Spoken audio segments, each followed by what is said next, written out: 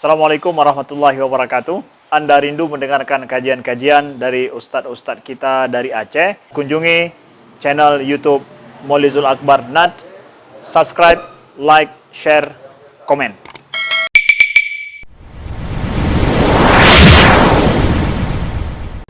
Bismillahirrahmanirrahim. Assalamualaikum warahmatullahi wabarakatuh.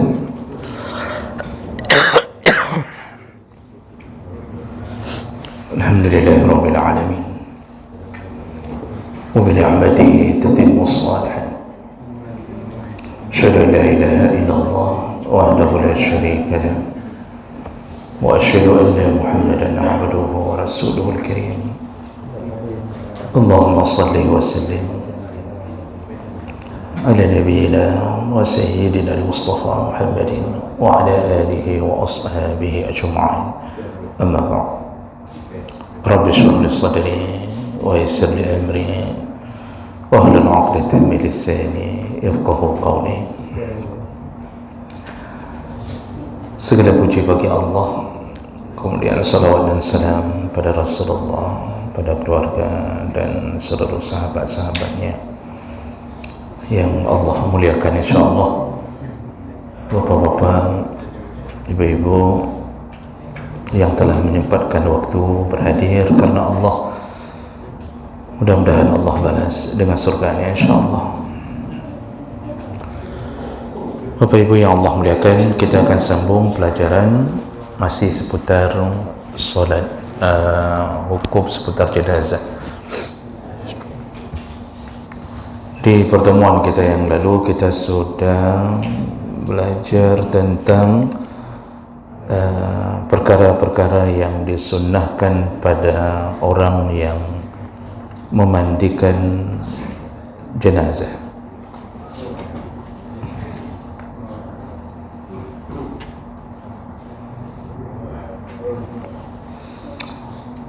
Jadi pada orang yang memandikan jenazah itu hendaknya melekat sifat amanah, dipercaya, kemudian arifan, mengetahui hukum-hukum seputar memandikan jenazah, lalu kemudian hendaknya menjaga aib dari si mayat.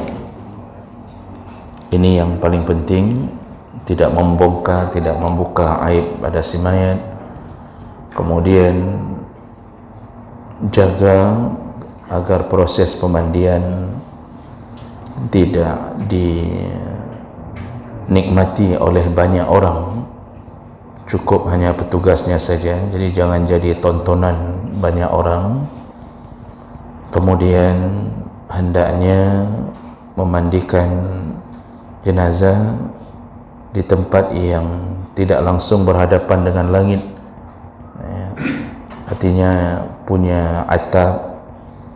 Namun wallahu alam, ini seperti saya bilang di minggu yang lalu, saya belum tahu hikmahnya ini, dan tidak bisa saya karang-karang, wallahu alam. Tapi para ulama menuliskan dalam banyak kitab, memandikan jenazah itu sebaiknya disunnahkan yang jangan di tempat terbuka, yang tertutup atapnya.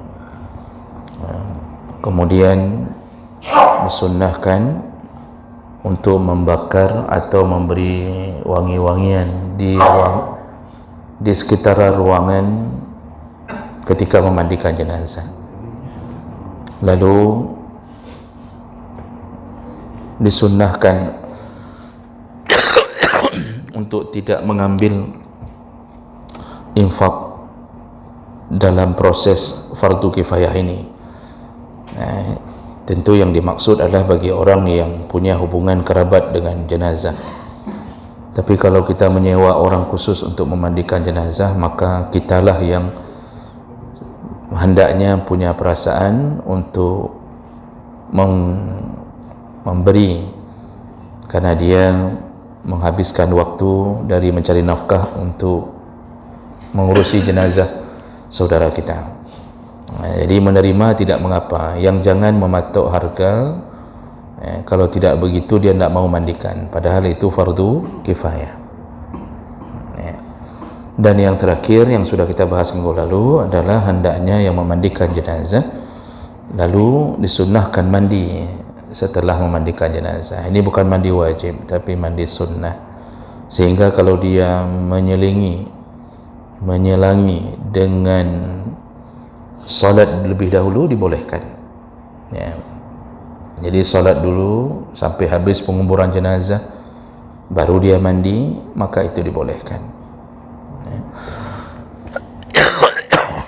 Baik, kita lanjut berikutnya.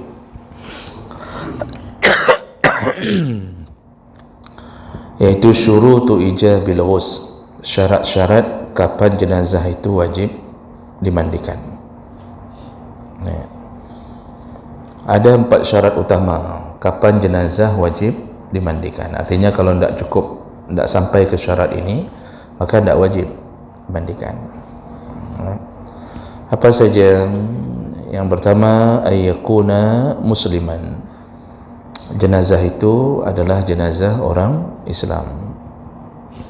Fala yajibu ghusl al-mayyit al-kafir. Maka tidak wajib memandikan jenazah orang kafir. Nah, arti tidak wajib, mesti kita mandikan. Oh, kalau kita mandikan pun sekadar untuk menyiram, menghilangkan baunya, ya tidak mengapa, ya.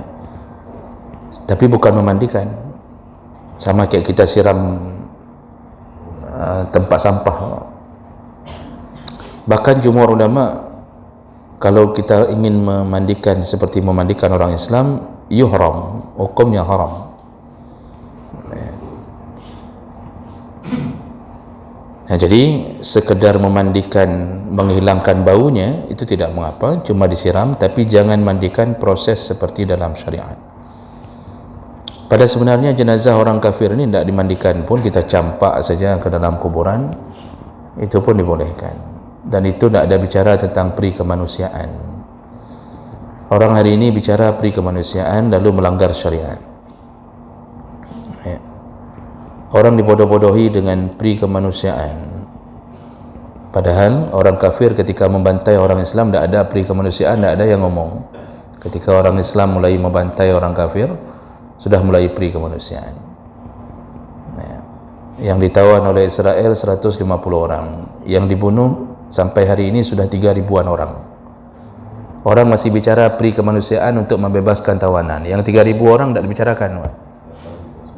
Begitulah keadaan Islam di akhir zaman. Kata Rasulullah, bagaikan makanan dikerubungi lalat. Jadi dikerubungi oleh berbagai lalat-lalat. Kekuatan kita bagaikan buih di lautan, banyak jumlahnya tapi tidak ada kekuatan. Begitulah orang Islam. Tapi menyesapi draw, hanya luar biasa, Pak. Kalau sesama kita, masalah kunut pun jadi hancur masjid orang. Dengan orang kafir diminta bantuan untuk saudara kita Palestin pun kita 50.000 pun tak kasih. Inilah tanda akhir zaman. Jadi tidak wajib memandikan orang kafir, dan bahkan tidak boleh mandikan kalau yang kita niatkan untuk memandikan seperti orang Islam. Namun walaupun begitu, seandainya itu orang tua kita yang kafir, maka dibolehkan mandi, tapi ya mandi sekadar begitu saja.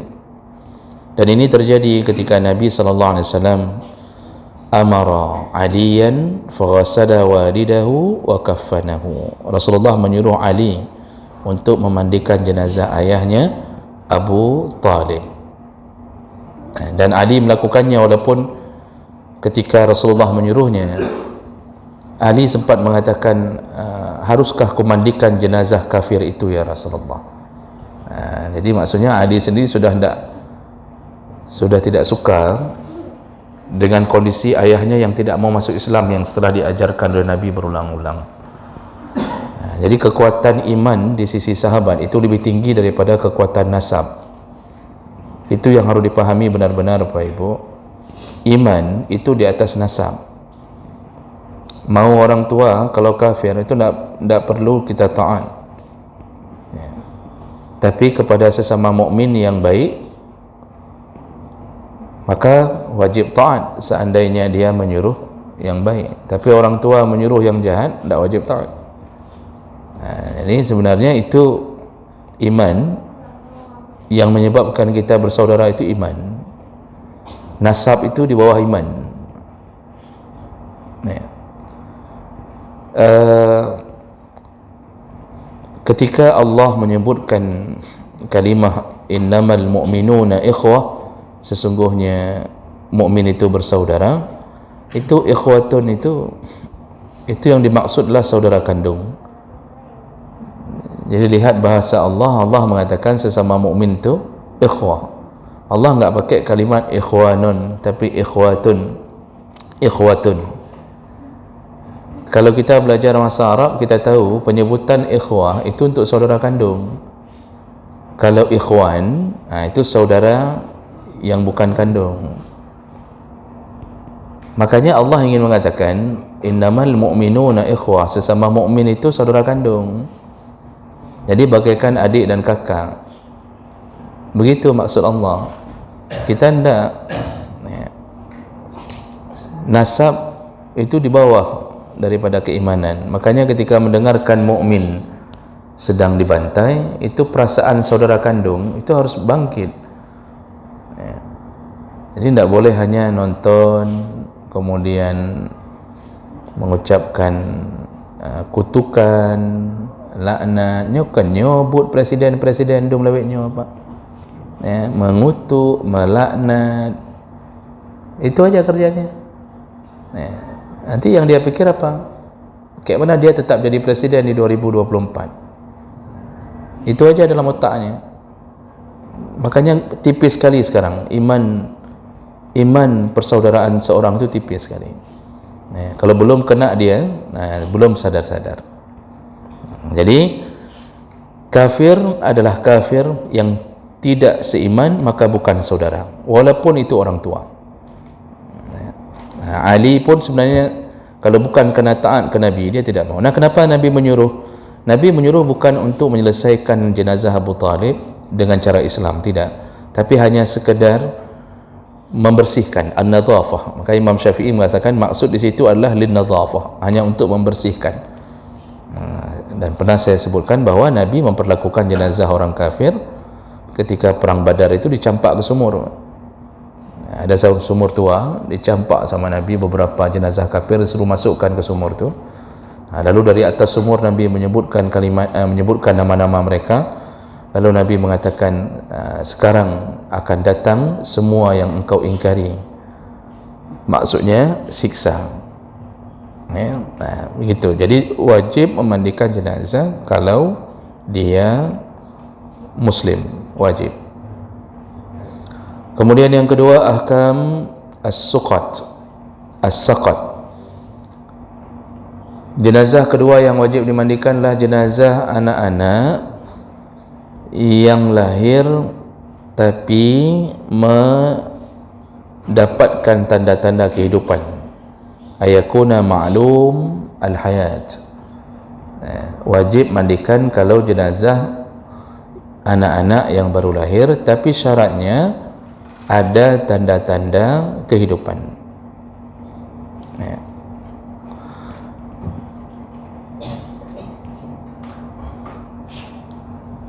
In dhaharat amaratul hayat ka ikhtilaj. Jadi kalau dalam mazhab Syafi'i, kalau ditemukan tanda-tanda kehidupan setelah dilahirkan, apakah dengan tangisan, teriakan, atau kita melihat dia sempat bernafas, yang penting ada tanda kehidupan, maka memperlakukan bayi yang begini, ghussila, dimandikan, wasalla alaihi, lalu disolatkan. Kalau dikuburkan memang wajib, ya, dimandikan lalu disolatkan. Tapi wa illam tadhhar alaihi amaratul hayat, kalau bayi itu lahir dalam keadaan tidak ada tanda-tanda kehidupan, meninggal dalam kandungan, jadi waktu lahir sudah meninggal, tidak ada tangisan, tidak ada pergerakan, tidak ada apa-apa, lam yusalli alaihi, cukup hanya dimandikan tetapi tidak perlu disolatkan. Yajibu ghusluh wa takfinuh wa dafnuh. Dia tidak perlu disolatkan tapi cukup dimandikan, dikafankan dan dikuburkan. Itu menangani bayi yang lahir dalam keadaan sudah meninggal. Jadi tidak perlu solatkan.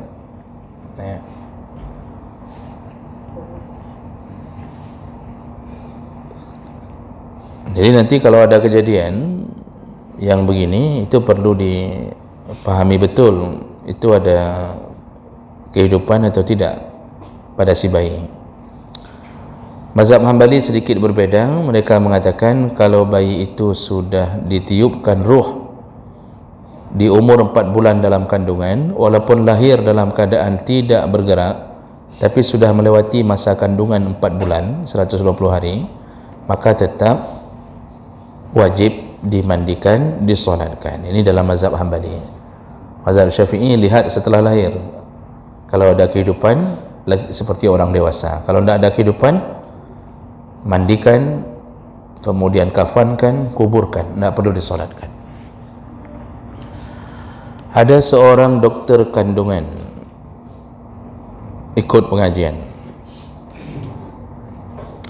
Setelah kita bahas masalah ini, beliau terkejut. Beliau lalu mengatakan, saya tidak tahu selama ini bahawa bayi-bayi yang baru lahir itu wajib kita solatkan kalau sudah ada tanda kehidupan. Wajib kita lakukan semuanya. Saya fikir tinggal bungkus saja. Makanya kadang-kadang dokter kandungan perlu mengaji. Ini berbahaya bagi proses penyelesaian, karena dokter kandungan banyak menghadapi hal-hal begini, pasien berulang-ulang, ada yang bayinya meninggal, ada yang tidak. Selama ini pengakuan beliau dalam keadaan tidak tahu, beliau suruh hanya bungkus, siram, bungkus, kuburkan, padahal sudah ada tanda kehidupan. Berarti kalau sudah ada tanda kehidupan, perlakukan seperti orang dewasa, gitu.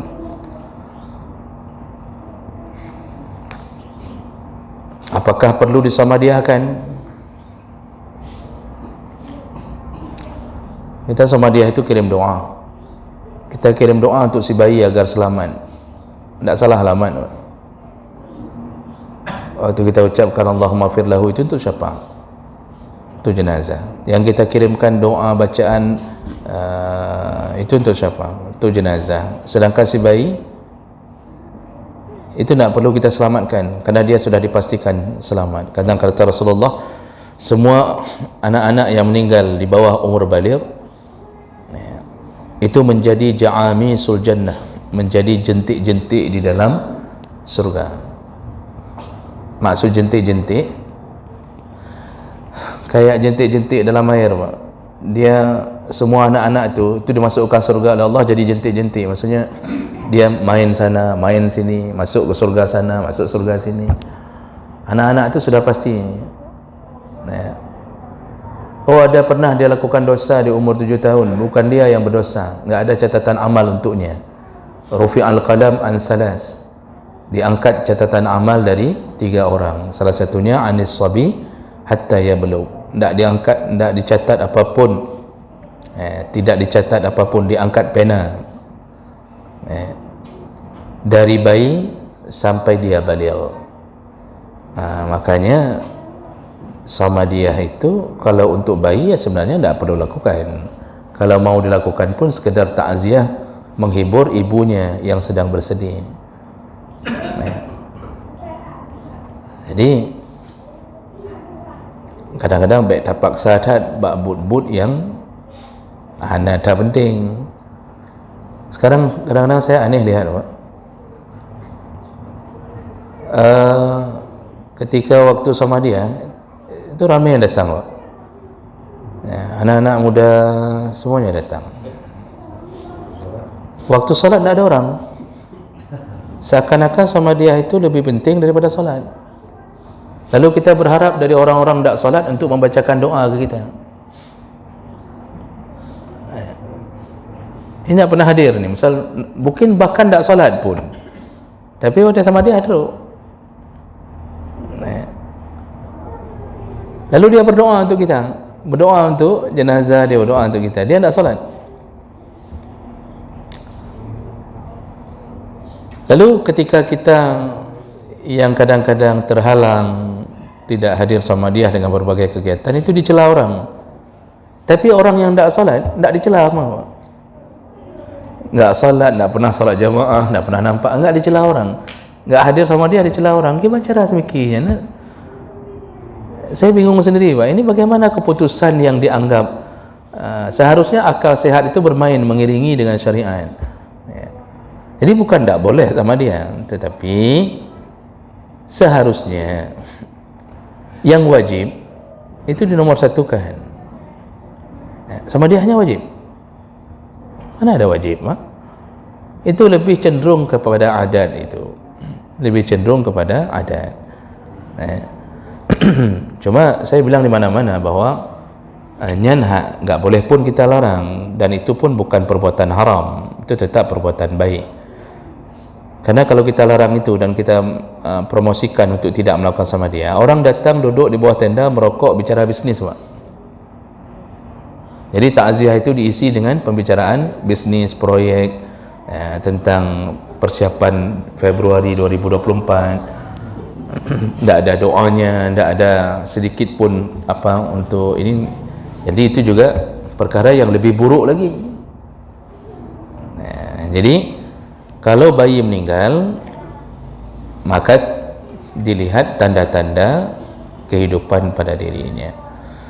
Baik, kemudian ayujad jasadal mayyit, iaitu ditemukan jasadnya si mayat. Wa in qalla, walaupun sedikit. Ditemukan jasad si mayat walaupun sedikit. Itu syarat ketiga dimandikannya. Ini seperti yang ditanya oleh Pak Airil di minggu lalu. Wa in qalla, walaupun sedikit. Ditemukan jari, mandikan jari ini, kemudian kafankan. Ya, sesuai dengan jarilah kafankan. Artinya bungkus. Kemudian solatkan, walaupun cuma jari kita taruh di depan, berarti kita anggap itu orangnya. Solatkan. Lalu kemudian kuburkan. Ya, kubur digali ya sesuai dengan jari itulah. Artinya wajib mengurusi jenazah apabila ditemukan jasadul mayyit.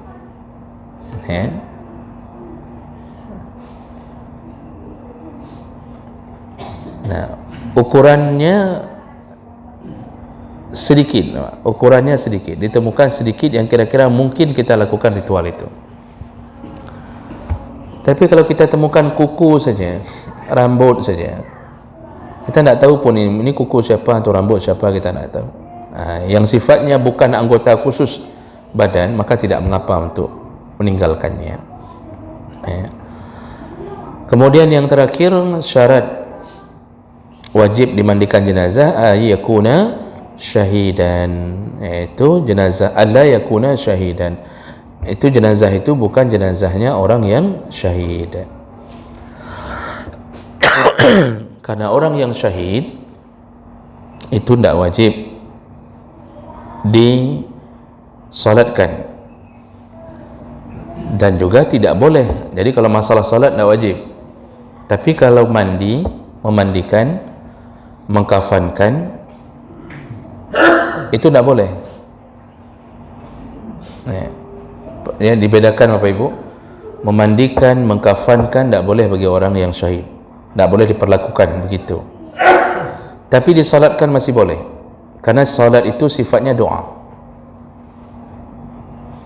Dikuburkan wajib, dikuburkan dalam keadaan seperti keadaan aslinya, tidak dimandikan, tidak dikafankan. Kenapa?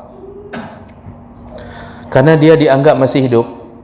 Wala taqulu liman yuqtalu fi sabilillah amwat bal ahya. Ya. Jangan engkau katakan bahawa orang yang mati fi sabilillah itu dia telah mati. Bal ahya. Ya. Padahal sebenarnya mereka masih hidup. Makanya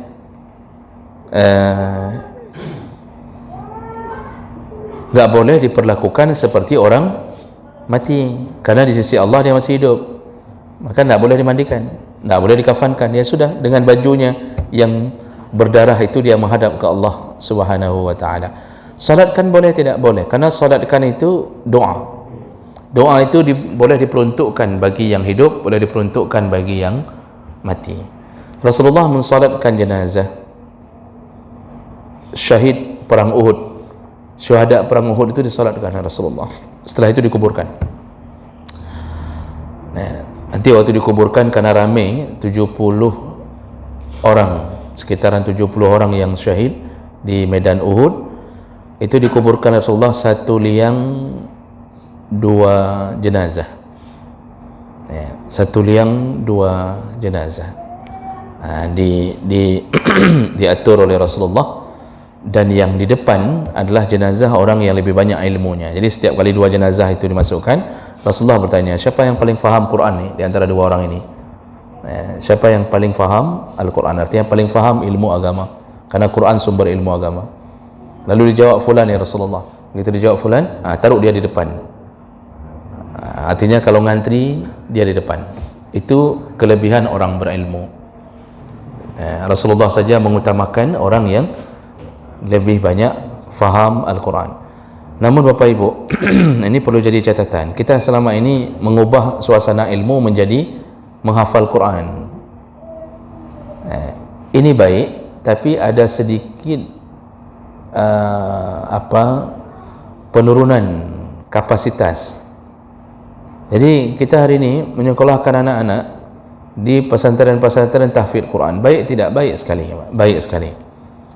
Namun kita perlu faham, kalau 6 tahun kerjanya cuma hafal Quran, kita sudah salah memposisikan ilmu, Pak. Jadi 6 tahun jak pesantren hanya untuk bisa menghafal Quran 30 juz. Padahal Al-Quran itu hidup. Kata Rasulullah, dia kalau tidak ditambat seperti ditambatnya unta, dia lari. Unta itu cukup cepat meninggalkan tempatnya ketika tidak diikat. 6 tahun kita didik anak pesantren, sudah dapat 30 juz, lalu kuliahnya di teknik kimia atau kuliah di mana sajalah, diberi tugas oleh dosen tak habis-habis, nak sempat lagi dia ngulang. Itu cukup dalam hitungan 6 bulan, Pak. Itu sudah mulai hilang tu satu-satu. Lalu apa yang tersisa? 4 tahun dia kuliah, apa yang tersisa? Yang tersisa yang dari alhaakumut takasur sampai kalau Allah, sampai kalau Rabbin nas. Jadi apa gunanya kita habiskan waktu untuk 6 tahun itu? Makanya jangan fikir menghafal itu puncaknya ilmu. Ndak. Itu kalau para ulama mazhab, mujtahid itu dilakukan di umur kecil, umur 7 tahun, 10 tahun, begitu. Setelah itu mereka mulai mencari pengetahuan di balik ayat-ayat itu. Makanya jadilah mereka ulama besar.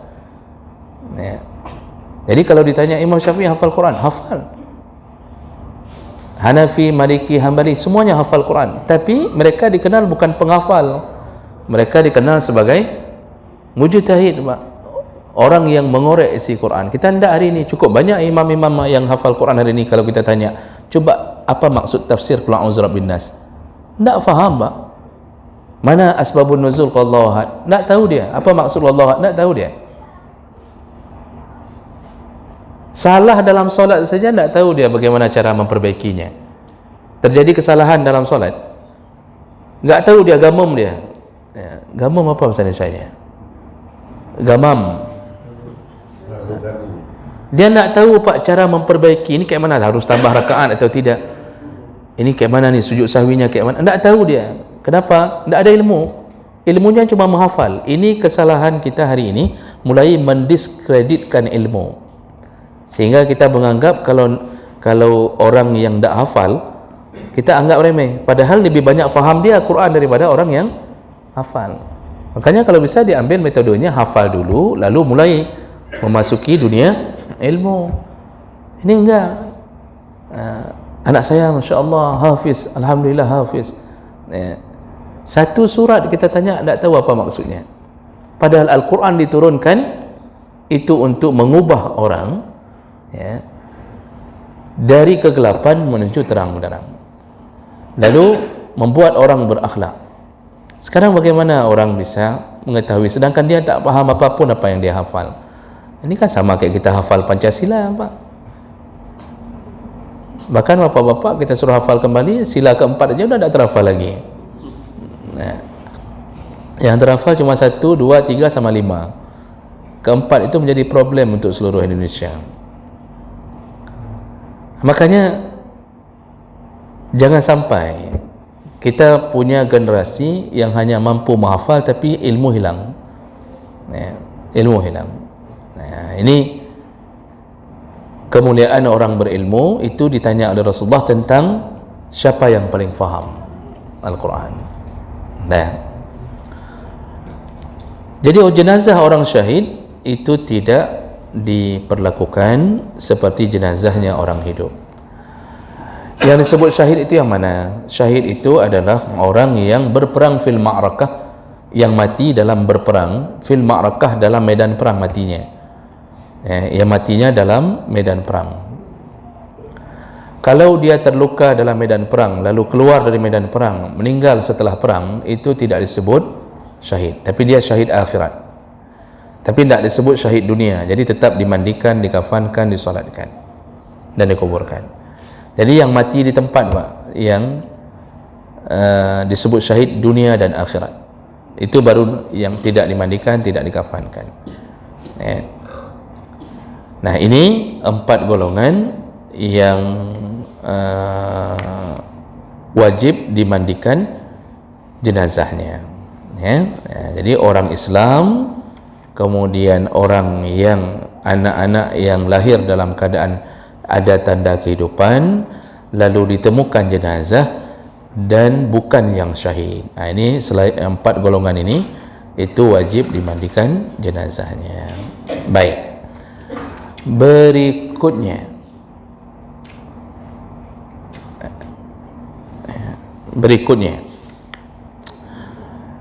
yaitu tentang proses memandikan jenazah, kaifiyah al-ghusl. Ini singkat saja, Pak. Nanti di ujung pertemuan setelah selesai semua baru kita coba, kalau bisa kita lakukan praktek, kalau bisa. Hari ini kita dengarkan saja dulu teori. Jadi kemudian satu pembahasan lagi singkat saja, yaitu tata cara memandikan jenazah. Ghuslul mayyit ka ghuslil janabah. Sepakat para ulama menyebutkan memandikan jenazah, kata kuncinya satu, yaitu sama seperti mandi junub. Memandikan jenazah sama seperti kita mandi junub. Begitu yang diajarkan oleh Nabi SAW. Maka ingat kembali cara mandi junub, Pak. Kalau junub tidak perlu diingat, cara mandinya yang diingat. Junub karo cara mandi junub bagaimana, itu diingat kembali. Ada 2 hadis dari isteri Nabi tentang menggambarkan cara mandi junubnya Nabi SAW. Hadis dari Aisyah dan Ummu Salamah itu menceritakan Rasulullah itu kalau mau mandi junub, kalau junubnya malam hari, bangun pagi hari beliau mencuci tangannya lebih dahulu, karena tangan ini setiap kali bangun subuh sebelum wuduk pun Rasulullah mencucinya. Bahasa Nabi, li'annahu la yadri aina batat yadahu, karena dia tidak tahu kemana tangannya menggerayang waktu tidurnya. Congkel hidung, congkel telinga, pukul nyamuk, macam-macam. Jadi bisa ada najis macam-macam. Maka pertama sekali cuci tangan. Setelah itu membersihkan anggota badan. Bersih-bersihnya di situ. Siram anggota kubul, dubur, yang di situ di awal itu. lalu cebok, bersihkan di situ. Itu belum mandi tu. Yang mau pakai sabun di situ boleh, boleh di situ, atau nanti ketika menyiram air ke seluruh tubuh juga boleh. Tapi lebih bagus di situ. Jadi ketika kita siram air, kita tidak lagi berhubungan dengan pegang-pegang, karena kalau pakai sabun berikutnya itu nanti terkena lagi tempat-tempat yang membatalkan wudu. Jadi bersih-bersihnya di situ. Lalu kemudian setelah bersih-bersih mau pakai sabun sikat gigi silahkan. Lalu kemudian Rasulullah berwudu, dan wudunya wudu sempurna untuk solat. Setelah wudu sempurna untuk solat, barulah Rasulullah mengambil air.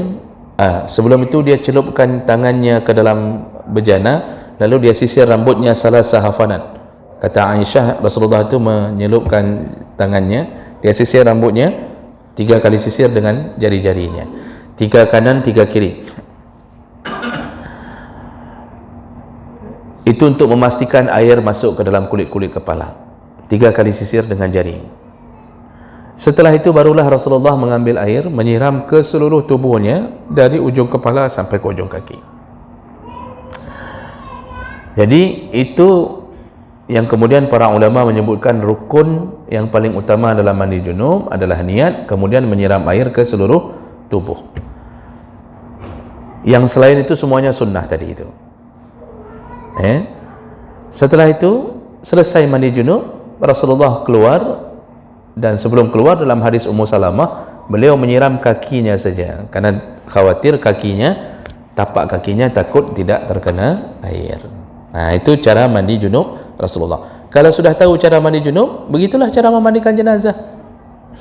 Jadi seperti kita memandikan diri kita untuk junub, begitulah cara kita memandikan jenazah, karena jenazah itu mandinya mandi wajib, fardu kifayah. Banyak orang hari ini tidak mengikuti proses memandikan seperti syariat. Jadi mengikuti naluri. Andalan dia apa? Berani. Yang mengaji, yang faham tak berani. Jenazah ayah sendiri pun tak berani dimandikan, padahal dia ngaji tiap subuh Sabtu. Sudah dijelaskan cara mandi jenazah, tetap nak mau panggil orang. Orang yang dipanggil orang yang enggak mengaji, karena berani dihambunya lah Pak. Lalu dibuat macam-macam, artinya ini tambah ini, disuruh cari ini, macam-macam. Padahal hanagiyu dalam syariat. Kita yang faham tak berani. Makanya sekarang untuk mengubah keadaan itu, pahami dulu bahawa rukun dalam memandikan jenazah itu sama dengan mandi junub. Memang tidak ada niat. Bukan tidak ada niat, tidak wajib niat. Karena niat itu masuk ke sunnah kalau dalam mandi jenazah. Karena bukan si jenazah yang berniat, orang yang mau memandikan. Makanya sunnah orang memandikan untuk berniat. Jadi orang memandikan, ketika dia melangkah untuk memandikan, itu sudah disebut bersitan hati memandikan. Jadi tidak ada kalimat khusus untuk memandikan jenazah. Nah, jenazah itu minimal sudah dianggap sah untuk memandikan jenazah adalah yu'ammim fiha al-jasad. Cukup siram seluruh tubuh jenazah, itu sudah selesai mandi jenazah Pak. Cukup siram seluruh tubuh jenazah, itu sudah selesai. Jadi menyohana-hana mufhum, ambil air siram dari kepalanya sampai ke kaki, asal sudah kena seluruh tubuh jenazah, itu sudah disebut sah mandi jenazah. Cuma kita kekurangan tidak melakukan yang sunnahnya. Maka oleh karena itu lengkapkan dengan sunnahnya. Bagaimana cara melakukannya Pak? Ini saya nak baca lagi per kalimat, biar ada waktu sedikit tanya jawab. Ini saya nak baca lagi per kalimat, saya langsung ringkaskan saja. Jadi berdasarkan hadis-hadis itu disebutkan cara memandikan jenazah, itu yang pertama, yudha' al-mayyit 'ala sarir. Letakkan jenazah itu di atas ranjang atau di tempat yang tinggi. Jadi lebih utama meletakkan jenazah di tempat yang tinggi. daripada letakkan di lantai. Makanya tempat memandikan jenazah yang model menasah itu, yang tinggi itu bagus. Itu lebih utama, Pak. Jadi bisa sempurna kita melakukan mandi jenazah. Kita di sini ada, Pak? Ada, ya. Nah, itu letakkan tempat yang tinggi. Kita selama ini kan jenazah taruh di lantai, lalu kita mandikan. Nanti ketika kita mandikan, kotorannya mewek-wek di badan jenazah itu, tidak habis kita siram. Makanya disebutkan kalau bisa letakkan di atas sarir, di atas ranjang. Lalu kemudian tutup auratnya. Kalau laki-laki ma baina surratihi wa rukbatihi, tutup auratnya. Kalau laki, ambil kain tutup dari pusar sampai ke lututnya, itu batasan tutup. Tutupnya atas bawah, Pak, lengkap sempurna ke bawah. Lalu kalau perempuan, dari batas pundaknya sampai ke betisnya itu ditutup. Tentu yang memandikanlah sesama perempuan. Lalu kemudian lepaskan baju-bajunya. Jadi ketika ditutup, sudah tutup, lepaskan bajunya, ganti dengan kain basahan. Lalu kemudian bersihkan kotoran jenazah bi khurqatin malfuqah, pakai sarung tangan, bersihkan dulu kotoran jenazah. Cara bersihkannya adalah diangkat badan jenazah seperti setengah duduk, setengah duduk, lalu dikeluarkan kotorannya, dikeluarkan kotorannya, dan itu kotoran yang keluar adalah kotoran yang bekasan-bekasan sakaratul maut. Setelah dikeluarkan, disiram sebanyak-banyaknya, dan wangi-wangian dihidupkan, bakar kemenyan atau semprot kispri, kemudian selesai dibersihkan kotoran semua, lalu kemudian barulah dimandikan jenazah itu. Mohon maaf, diwudukkan. Summa yuwadda, diwudukkan. Jadi wuduk dulu. Habis bersih kotoran, wuduk ini. Ini banyak yang enggak melakukannya, Pak. Ya, karena alasan berani tadi, tapi tidak paham cara memandikan jenazah yang disesuaikan dengan syariat. Ya, dalam semua mazhab memang wudukkan, karena Nabi pun begitu melakukannya.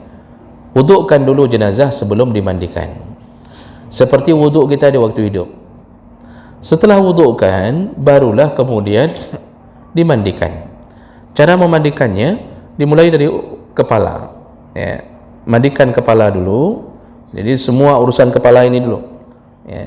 Itu dipakaikan sampo di kepalanya, lalu kemudian dibersihkan gigi-giginya, disiwak. Cara disiwak, merengkan kepala jenazah. Jadi ketika disiwak, airnya tetap turun ke bawah. Jangan disiwak jenazah ditelentangkan, nanti buhuk jenazah itu nanti. Apalagi sampai kita bilang kumur-kumur bah, nak berdebit alihnya, kata jenazah, jadi dimerengkan. Pas mau disikat gigi itu, dimerengkan kepalanya, disikat giginya, Pak. Bolehkah pakai Pepsodent? Boleh saja, yang penting waktu kita siram itu dia ke samping ininya. Disuruh sikat gigi, kemudian bersihkan jenggotnya, al-lihya, bersihkan jenggotnya, bagi yang berjenggot. Kalau jenggot cuma 12 lembar, ya begitulah. Nah, kemudian setelah itu, setelah selesai urusan kepala, sudah wangi semuanya, nanti ada khilaf, Pak, apakah perlu dicukur kumisnya. Sebahagian mengatakan boleh, sebahagian mengatakan jangan. Memang sebaiknya enggak usah diganggu. Apa yang ada di badan jenazah sebaiknya enggak usah diganggu, enggak usah sampai dicukur kumisnya. Nanti salah-salah silet, kena pula tubuh jenazah, berdarah, marah jenazah, hidup lagi. Nah, kemudian setelah itu apa lagi? Mandikan sebelah kanannya. Setelah selesai kepala, baru mandikan di sebelah kanan. Cara memandikan sebelah kanan, merengkan jenazah ke rusuk kiri sehingga kanannya terangkat. Di situ sabunkan jenazah semua. Lalu kemudian selesai semua dari pundak sampai ke kaki, disabunkan badan-badan rung-rungnya, itu aurat tak boleh dibuka, pantat jenazah tak boleh nampak, maka dibungkus, ditutup dengan baik. Ya, yang memandikan pakai sarung tangan yang berbeda dari yang cebok awal. Ya. Setelah selesai kanan, kemudian balikkan jenazah ke rusuk kanan sehingga rusuk kirinya yang ke atas, sehingga badan kirinya ke atas. Lalu mandikan jenazah di sebelah kiri, pakai sabun lagi. Sudah sempurna semuanya, barulah kemudian kita yusabbu alaihi al-ma' at-tahur, disiram air yang suci.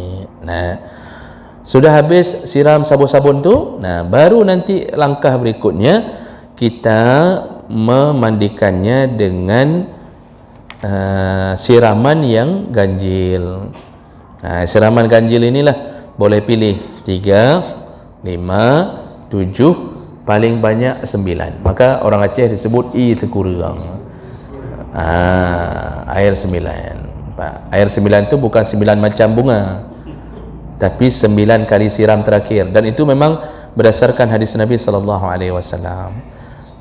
Jadi baru siram dari ujung kepala, siram. Jadi boleh, kalau mau 9 kali boleh, 3 kali boleh, yang penting ganjil. Kalau 3 kali, maka siram di tengah sekali, kemudian siram ke rusuk kanan sekali, balikkan lagi rusuk kanan, siram ke rusuk kiri sekali. Itu kalau 3. 9, 3 kali tengah, 3 kali kanan, 3 kali kiri. Namun air yang terakhir, air yang ke-9, jadi 9 kali itu, 7 kali itu sebenarnya agak bebas. Yang penting seluruh tubuh jenazah kena air siraman terakhir. Namun air siraman terakhir itu dipakai kafur barus. Air-air sebelumnya itu air dicampur dengan daun sidr, daun bidara.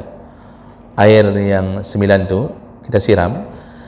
Itu berdasarkan sunnah Nabi, igsilhu bima'in sadrin, bima'in sidrin. Ya, mandikanlah jenazah dengan air yang bercampur sidr. Sidr itu daun bidara. Sebenarnya pilihan daun yang paling sunnah itu, yang paling bagus itu dan sesuai dengan syariat Nabi itu daun bidara, Pak. Daun bidara. Kalau ada daun bidara, daun lain tak usah pakai. Kita daun bidara ada, kadang naik ke rumah itu mau daun bidara, atau tinggal beli serbuknya, Pak. Campur dalam air. Itu air itu memandikan 8 kali pertama lah, kalau kita anggap 9. Siram dengan air daun itu. Kita daun bidara ada, tapi kita utamakan daun kita. Maka kita campurlah semua daun, daun cempaka, bungong jempa, terus daun telang, telang kadang-kadang. Padahal daun telang itu sekarang itu UMKM, Pak, itu. Sebenarnya beli saja daun bidara, Pak. Beli atau ambil daun, campur dalam air, itulah yang Nabi kasih tahu. Ini daun ini ditakuti syaitan. Maka salah satu dalam proses pengobatan ruqyah itu salah satunya adalah memakai daun bidara. Apakah untuk diminum, direndam, orang kena sihir itu suruh mandi dalam baskom, dalam baskom, dalam bak, rendam daun bidaranya, mentak-tak jin, Pak. Jin bukan takut ke daun, takutnya karena itu sunnah Nabi. Maka sebaik-baiknya cara memandikan daun bidara, beli daun bidara. Nanti ada yang bilang kiri kanan, pakai onyo bacut, pakai onje bacut. Tinggal tanya yang pada abud. Coba sebutkan kitab yang menyuruh memakai daun lain-lain. Boleh pakai daun lain yang wangi-wangi kalau daun bidara tidak ada. Tidak ada apa. Jadi misal kita cari sana, cari sini, tidak ada. Di situlah baru kita pakai daun-daun yang lain. Jadi jangan utamakan dulu yang lain. Utamakan dulu yang Nabi punya. Begitu juga zikir habis solat, utamakan yang Nabi punya. Jangan utamakan zikir-zikir yang kita punya. Ini kita lebih utamakan zikir-zikir dari pribadi-pribadi orang daripada zikir Nabi. Zikir Nabi sudah dikumpulkan sama Nabi habis solat. Keadaan kita begitu. Yang punya Nabi kita singkirkan. Yang punya pribadi yang bukan Nabi, yang belum tentu masuk surga pun, itu kita utamakan. Aneh sekali cara kita berfikir hari ini. Jadi begitu Bapak Ibu. Nanti siraman terakhir, ambil kapur, bukan kapur tulis, kapur barus yang dijual bulat-bulat itu, tumbuk, masukkan ke air, lalu kemudian siram terakhir. Itu siraman terakhir. Jadi jenazah itu siraman yang ada pada badannya yang terakhir itu bau kafur barus. Tujuannya apa? Para ulama mengatakan nanti menghindari dari gangguan serangga-serangga dari dalam tanah, karena serangga tidak suka dengan bau kafur barus. Jadi busuknya jenazah, proses pembusukan itu normal tanpa ada gangguan serangga. Nanti paling ulat itu keluarnya muncul karena proses pembusukan. Nah, begitu cara memandikan. Dan catatan terakhir, perempuan ketika sudah selesai dimandikan disunnahkan untuk mengepang rambut, disuruh kepang, kepang 3 witir, 1, 2, 3. Bukan satu rambut dikepang 3 kali, tidak, 3 tempat suruh kepang. Nabi yang suruh mengepang rambut untuk perempuan. Nah, ini yang jarang dilakukan, kan jarang sekali dilakukan, padahal Nabi suruh. Baik, itu kira-kira begitu. Sudah selesai, baru tarik. Sebelum tarik ijab basahan, taruh dulu kain yang lain di atas tubuhnya, taruh dulu kain, baru tarik kain basahannya. Jadi jangan tarik basahan dulu baru kita ini kita sudah membuka aurat jenazah. Dan saya satu lagi, Pak, itu pantat jenazah waktu diangkat jangan sampai nampak. Itu tutupnya atas bawah, Pak. Jangan sampai nampak pantat jenazah. Dosa kita mempermalukan jenazah kerana masa hidupnya dia tak pernah nampak pantatnya orang lain. Jangankan sama orang lain, sama CCTV aja tak pernah nampak. Datang kita nampakkan pantat jenazah sama banyak orang. Watak tak abut dari kamar mana, kedibat kain kafan, rata-rata orang tak perhatikan itu. Makanya membungkus jenazah terakhir itu taruh kain batik sekitar 3 lembar, 4 lembar, taruh dulu di atasnya, baru tarik basahan dari bawah kain itu tanpa melihat aurat. Dan di bawah tubuh jenazah juga diletakkan kain sempurna, jangan sampai terbuka, baru angkat ke atas kain kafan. Begitu kira-kira cara memandikan jenazah secara singkat.